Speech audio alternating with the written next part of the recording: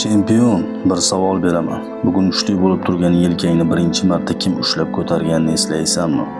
Eslaysanmi o'sha kunni? Kichkina qo'ling otangning kaftida edi.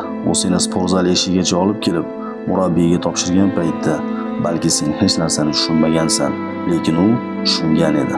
U bilardi, sport seni ko'chadan saqlaydi. Sport seni yomon yo'llardan qaytaradi. Bu mehnat va ter seni haqiqiy erkakka aylantiradi. Otang seni shunchaki sport zalga emas, sabrga olib kelgan, intizomga olib kelgan, halollikka olib kelgan.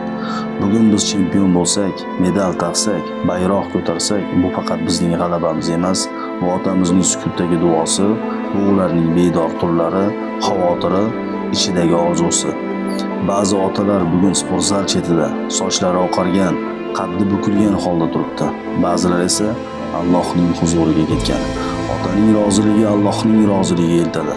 Demak, har bir halol mashg'ulotimiz, har bir toza g'alabamiz otamizga qilgan eng katta hurmatimizdir. Keling bugun bir lahza to'xtaylik. Bizni sportlarga olib kelgan otamizni eslaylik. Agar tirik bo'lsa, qo'lini o'paylik. Agar o'tib ketgan bo'lsa, duo qilaylik.